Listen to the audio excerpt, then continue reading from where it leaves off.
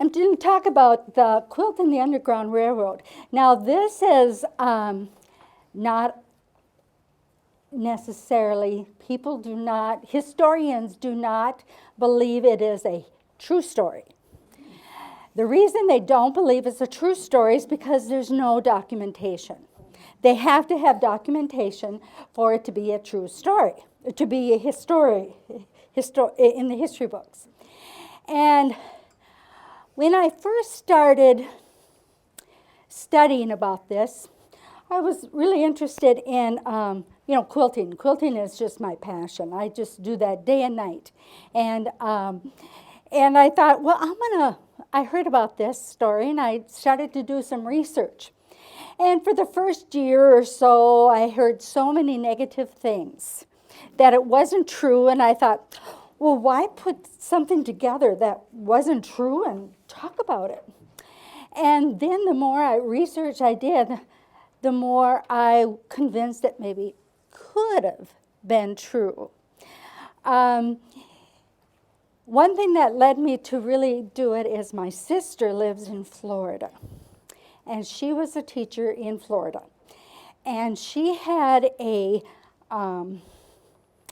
teacher friend up here that would take her son during the summer to different educational things that were available in the United States. And one thing she did, she took him on a route of the Underground Railroad, an actual route that they went on. I don't know if it was a guided route or if it was a route they drove on.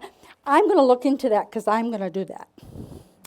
And she said they found quilts along the way. So I thought, if they found quilts along the way, then I can talk about it. But I cannot say it's true, okay? We can just say it's a legend.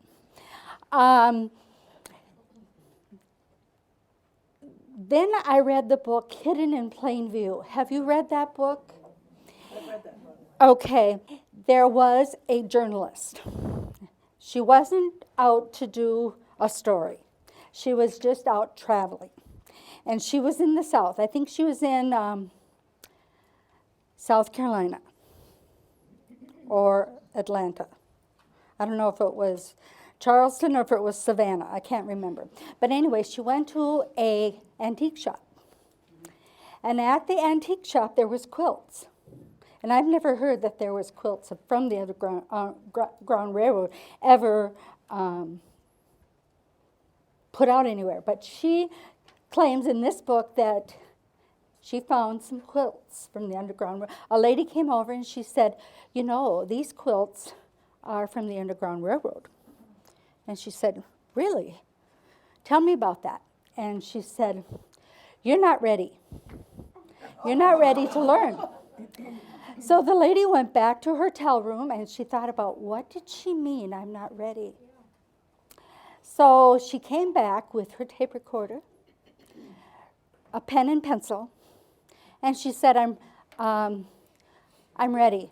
Tell me the story. And she said, yes, you're ready. She wanted it recorded. She wanted somebody to do the story. And she is the one that told her this story. And she died just before the book was published. So she was not a witness anymore. So no one could go back to her and say, is this true? Or prove it to me that it's true. She was gone. So there went one good documentation. Anyway, that's what the book, the author of the book said. And so we have to look at it like it could have been true. And the reason it could have been true is because the slaves were not taught to read or write. Some of them had never been off the plantation. So how would they know what a boat was? How would they know north, south, east, west? They wouldn't. So they had to be given clues. And what better way than a quilt? A quilt is always put out to be aired, so they could easily tell direction. And so I always want to start out my presentation with a song. Want to sing with me? Swing Low, Sweet Chariot. Now, sometimes I do good, and sometimes I just start way too high. Swing low, sweet chariot, coming forth to carry me home. Swing low, sweet chariot, coming forth to carry me home. Now, this song isn't just a song. Did you know that? Can you hear the slaves singing that in the fields? Yes. And they did. And this song, they sang, or so it said, they sang when someone was ready to run. Okay? In 1830 is when the Underground Railroad was devised. A route was devised, safe houses were planted along the way, so it was 1830. And they had conductors. You probably all know of Harriet Tubman. Okay. She was one of the well-known conductors. A conductor meant they led the slaves to a safe house. Okay? They were called conductors. The chariot was the Underground Railroad in the song. Swing low, sweet chariot. The chariot meant the Underground Railroad. Coming over Jordan was the Ohio River. And the angels coming after me, coming for to carry me home, were the conductors. Okay? And the conductors were the ones who came to get them and lead them. Now, I always thought, I had questions as I was doing this research. I thought, how would a conductor know that someone's ready? How would they? Well, they would come by, and they would come at night, and they would bring the directions for this quilt. There were quilt making, and then I thought, how would everybody know what the symbols were? How would they all know the same symbols? Well, the conductor stopped by with the story, so they all knew. This Underground Railroad, I'm just amazed at what I read about it, how organized it was. It was mind-boggling about how all the thought that went into it. But anyway, they came by with the directions, and it was nothing for a slave to make quilts. And then I thought, well, who taught them how to sew? And who taught them about quilting? Well, they brought that art from Africa. They were very much into textiles. So it was not, they knew about material, they knew about construction, they knew about sewing. And so, and they all came from the same area in Africa. So they all had the same sort of knowledge. So, in the plantations, they got the old clothes and old material from the slave owner's wife. She would give them so that they could make blankets. So, at night, they would do some quilting. And I don't know if you're a quilter, but I do a lot of quilting at night, especially in the nights I can't sleep. So, but she would make this quilt. Someone would make this quilt. When it was made, this was the tool to teach them. Okay? So a lot of these things here were just a learning experience. Do you know there was like over 300,000 people that went on the Underground Railroad? To us, it's very obvious. We'd want to escape too, right? We wouldn't want to be a slave. And I thought, that really was a leap of faith They had no knowledge. You know, we had geography and we had history at school. They had none of that. They knew nothing beyond the plantation.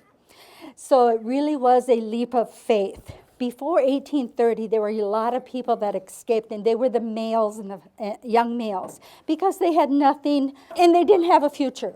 And they knew they were going to be either killed or sold or whatever. So why not just try and escape, okay? I read on the internet this story, and it just brought tears to my eyes. And I understand fully what this lady was experiencing. She decided to run. She had girls and she had boys. She decided she couldn't tell anybody, because if you told, they would get rewarded if they told on you. So you couldn't trust anybody. So she couldn't even tell her sons she was leaving. I'm gonna cry just thinking about it. But she took her girls. Her girls were young girls. They were 10 and 11, something like that, before maturity. She knew she had to take them, or they would be raped by the plantation owner. And she didn't want that. She'd risk anything so that wouldn't happen. Boy, I just shook, and I'm still shaking when I hear that story. Of course, you'd want to try to protect your child from that. And the time of year that they go is the spring. The spring, because they would have a long time to get there before it got cold again up north. Okay, and the spring also is when they could follow tracks. They wouldn't have to bring winter clothes with them, things like that. Colors, patterns, number of stitches, all gave clues to the slaves as they were running. Now, in the plantation house, they would at night tell them about all this, and I will tell you about each square and what they were taught during that, when they talked about each square. But in the safe houses, or before they left, they would only see a quilt maybe with all of just this on it, the Jacob's ladder, or just this. Do you understand that? They wouldn't see this at all places. So safe houses would have 10 to 15 quilts made, and they would put out the appropriate quilt at the appropriate time. And they would know this because of the conductor. Now, a conductor would come by in the spring, and maybe even in the fall, maybe give them these directions, so that they would have this, and the people would understand about escaping and what the Underground Railroad was all about, and they all understood it was very hush-hush. In the spring, a conductor would come by, and how they would know this is they would hear some whistling somewhere. Maybe there was a woods close by, or whistling amongst the huts or whatever you want to call them that they lived in. And then they knew that there was a conductor close by. And then they would sing in the fields, swing low, sweet chariot, then they would know someone's ready to leave. Then this quilt would be put out, and maybe this one. This is Jacob's ladder. Let's talk about that one first. This would tell them direction. Like, you might be here and you're going to go this way. In this one, it points northeast. Okay? In another quilt, it may be pointing, because they didn't know what direction meant. Yeah. So they had to have some kind of clue. And the lighter squares sort of give that pop out, and it shows you what direction that you'd be heading in. And they might see this on a fence, and it might have all of them pointing this way, and they knew that they had to, especially like if there was a Y in the road, they know which way to go. Okay, so that one's called Jacob's ladder. But this is the one that would be put out at the plantation. And this is called the monkey wrench. This is the one that tells them to get their tools ready. And tools meant not only like an axe or something to help them through the woods or something like that. It was mental tools. This is where they tried, and this to me would be the hardest thing to teach, to be able to read people. Who's safe and who's not safe. And how to look innocent. So, and also to be mentally ready to leave and never come back. So they couldn't turn around and come back. That would put too many people in danger. The Underground Railroad people, themselves, their friends, their families, so they could not come back. So they had to be mentally ready to be very sure that they were leaving and never come back. So like that mom, she knew she would never see her sons again. But she knew that her sons could make it. They would figure it out. They hopefully wouldn't be raped, but you never know. But that they would be more likely to make it than their daughters. So this and a monkey wrench is how do I want to say this? The monkey wrench got its name from blacksmith, and the well-known blacksmith is Frederick Douglass. And he was one that helped put this Underground Railroad together. And he was a well-known blacksmith. He used to be, before the Underground Railroad, a blacksmith on plantations. And the blacksmith on plantations were a good reference for people to talk to. Because the blacksmiths, that blacksmith traveled from plantation to plantation. They did not, there wasn't enough of them that every plantation could have one. So the blacksmith could tell them what was beyond the plantation. They had some wisdom of what was beyond the plantation. Okay, and the well-known one was Frederick Douglass, and they found a quilt made of, the monkey wrenches in his house when he died. And also, this said to get some food stored away, some food that would last, and because this was the most fear, I think, of all of them, was the food. Where are they going to get food? Okay, how could they get food? They didn't have money. They couldn't go to some place and ask for food. So they told them that along the way, the safe houses would provide them with food. And I'll also talk about this when we get there. The carpenter wheel, this was to tell them that there'll be a wagon. And in that wagon, there was hidden compartments where they would hide. Another way, this was an interesting story. A minister got involved in helping the slaves. And he would, during the day, take some women from church back home in a wagon. And they would wear a sunbonnet. And did you know that you had to be pretty rich to own a sunbonnet? That meant you were, am I hooked up yet? That meant you were high status. So they would wear a sunbonnet. Well, then he would go back the other direction when it got to be sort of dark, starting to get dark, not real. And then the slaves would put on the sunbonnet.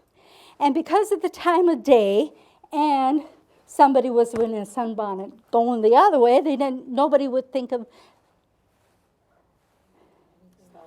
stopping them. Thank you. Stopping them from, it was just, they didn't think anything of it, so he got away with that.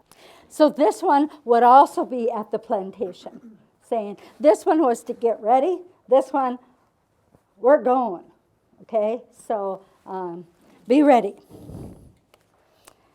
And that they had a limited space, if there was, in the compartments weren't very big.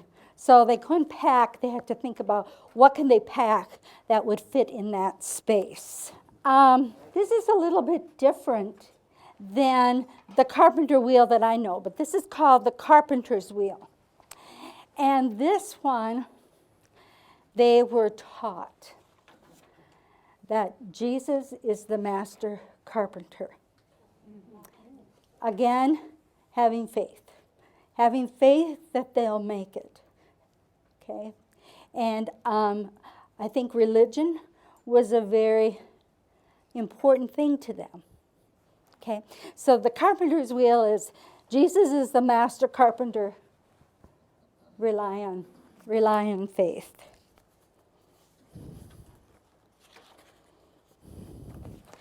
This one I thought was so interesting. You probably all know this one's called the bear paw. Okay? The bear paw, if they saw this one, that meant to go into the woods. They would go into the woods, and I think the Appalachian Mountains, the woods, right? I think, from my geography I remember. And so they would go into the woods. And so this meant follow the path of the bear. What time of year are they going? They're going in the spring. And in the spring, it's muddy. So they could find bear tracks, okay? And the bear tracks would lead them to water, to berries, things like that. Okay, so this is telling them to go there. And when they were in, then as they were teaching the slaves about the bear paw, they would be then teaching them about what they may find in the woods and what the woods may look like. They also found, they would find rock formations. Have you ever gone on a hike where you added a rock? Okay, they would find those, and then they would know they're on the right path. Okay, and also they would, if they followed the bear path, they would go to water. Two things water do is, if their dogs were following them, they would lose their scent. And number two, they could find fish and find food again. So they probably talk about that, fixing fish and things like that. This one is the basket. Everybody knows what you find in a basket, right?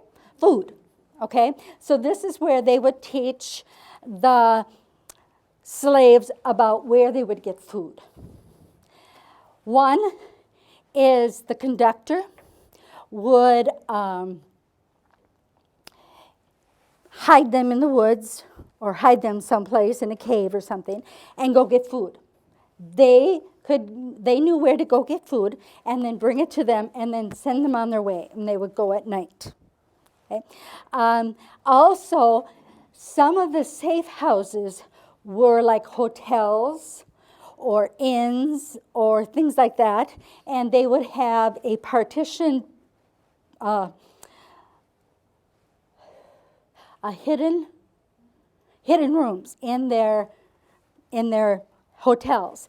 And so then they would bring food in a laundry basket covered with their laundry. So none of the people around them would suspect that they're carrying food. They're just going to make beds, okay? And so then they would bring them food while they were hiding the slaves. I got a question. Yes. You talk about all those symbols and stuff. Yeah. Where would they put them? Would they put them on a post outside, or would they put them on the outside of the hotel, or where? You mean these? You could see all of them. Okay. Where would they be displayed? Oh, they would put them like on a fence. It would be a quilt. On a clothesline, on a fence, any place in Plainview. Yes. No, a whole quilt. A safe house would have about 15 of them made. And they might have this, this one would be just square of baskets, okay? Okay, so they would put out the appropriate quilt for the appropriate message that they knew they had to be sending. So that's why the conductors, the safe house, all that was very well organized. Those conductors knew what to do and when. And so, so there'd be, it wouldn't be one block, it'd be a whole quilt of just bear paw or just just baskets. Okay, so when they could get food there, they'd have one big Yep, basket, okay. one big quilt of squares of baskets, okay? And they would also put in this basket maybe a compass, maybe a knife, dry clothes, okay? So not only food was in that basket, but other things that they may have would need. Now, in 1830, when the Underground Railroad was devised, created, there was no law. So once they left and they got to Canada, they were safe. But in 1850, that changed. The Slave Act law was made. And this law gave the slave owners the right to claim them no matter where they were. So they were no longer safe necessarily when they went to Canada. I just thought I'd throw that in there. Okay, the log cabin. Whoa, we missed this one. This one is the crossroads. This meant, this was to teach them that when they saw this, there were big cities where they would go and they would take them to safety, like Canada. Canada is where they wanted to eventually go to try to hide or get away. Canada's big. So one of the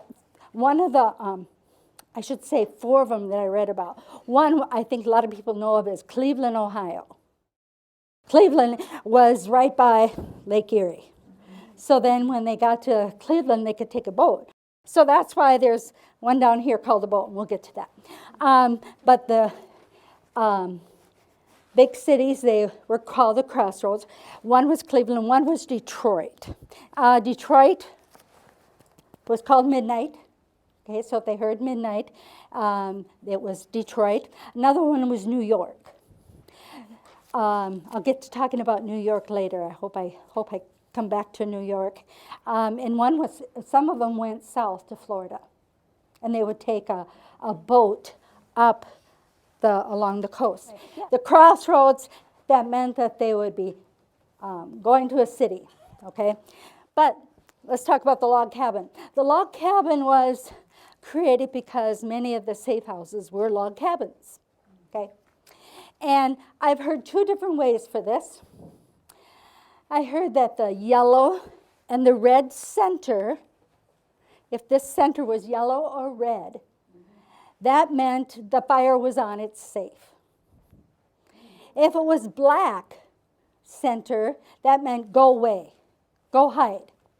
But I heard it the other way too, so I've read both ways, but I've always learned that about the log cabin.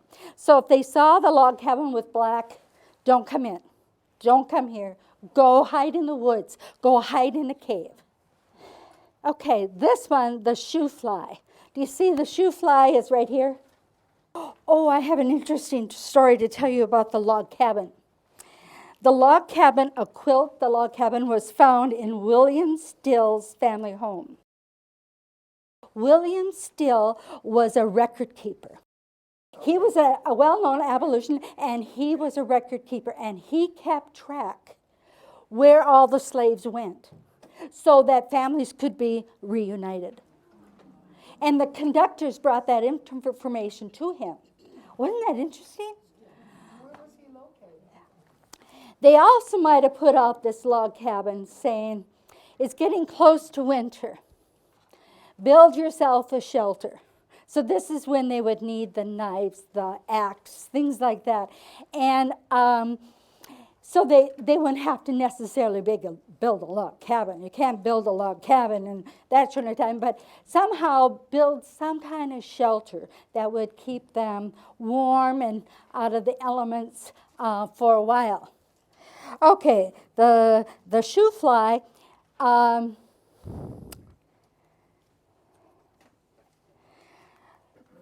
This was used to tell them that there is someone out there that will, called conductors, that would hide them in caves or even graveyards or by a river.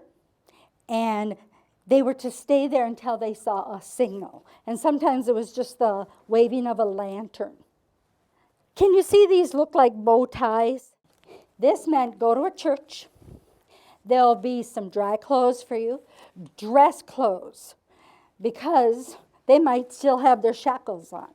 So they'll be cut off their shackles, put them in clothes that they would be more hidden, in dry, dressy clothes, dress up. So if they saw that, go to a church and get dry, dressy clothes. And there'll be somebody there to help them. And their clothes would be torn and tattered too as traveling. So they needed some fresh clothes along the way.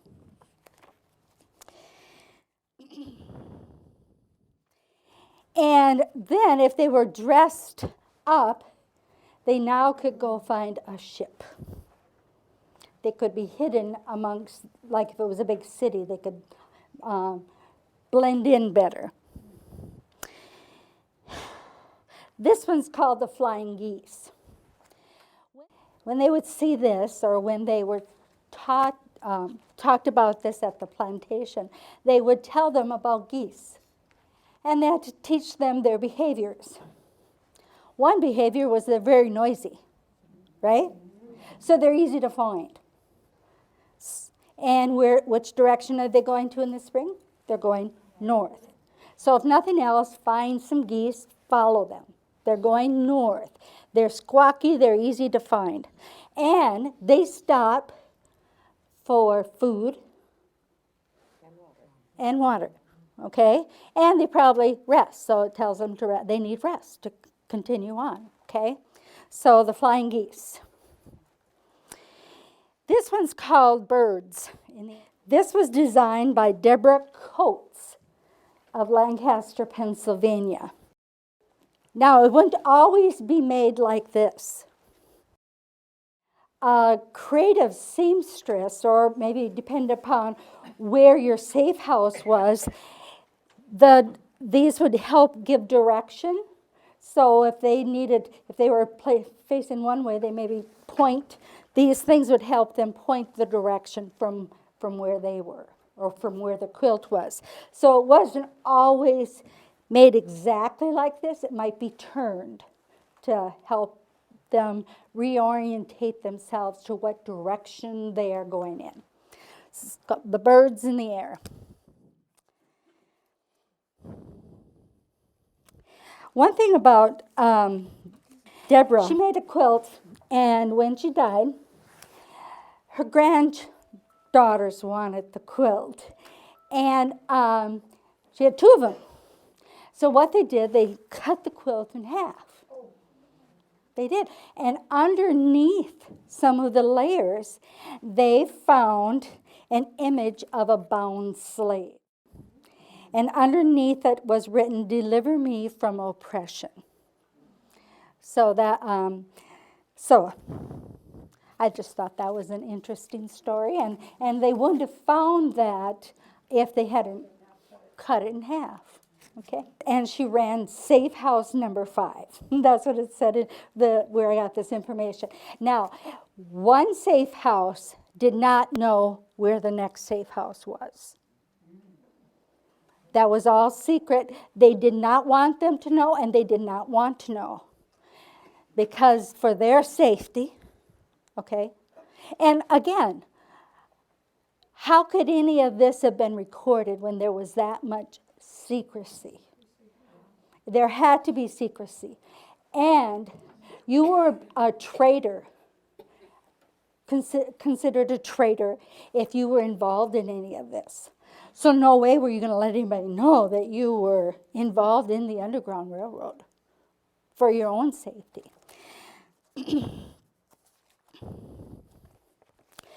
This one, does anybody know what this one's called? The drunkard's path.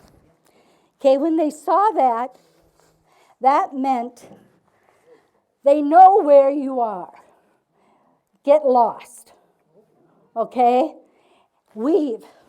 Go backwards. Don't go in a straight line. Don't go to the next safe house. You know.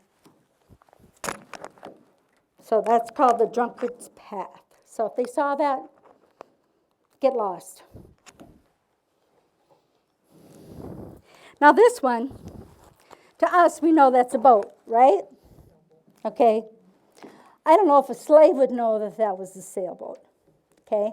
Now, you think, what white man would take the risk of getting slaves on their ship? They probably didn't. So what they did, they got black that were originally slaves to do that. Now, when they first became slaves, the first slaves that existed here in America were slaves to work on a boat. Okay? In the shipyards. So there were blacks out there that knew how to run a boat. And also, they maybe were in charge of a boat or on that boat so that they would hide them, and that's how they got people to be on that boat. Okay? And they would take them along the coast, like New York was a very popular, is that the word I want? Well-used port for slaves to go to. Even though Cleveland was too, because Cleveland was right there across, once they crossed the Erie, they supposedly safe. And so then they got to New York, they had to go around, go on the boat a little bit longer. Now, this is the North Star. Now, we all know how to find the North Star, right? Okay, so when they talked about the North Star on the plantation, they have to teach them about that. They have to teach them about the star and how to find it. And if you look and find that, that's north. You keep following that, it looks like it's guiding you, right? It's always north. So they had to teach them about the star, to how to get north, how to make sure they were going north. I'd get lost, wouldn't you? Oh my gosh. Thank heavens there were conductors that led them. How could a quilt last from 1830 to now? Okay, especially if they were made with old material and used clothing. Okay, and again, who would want to admit that they were part of that at that time? Okay.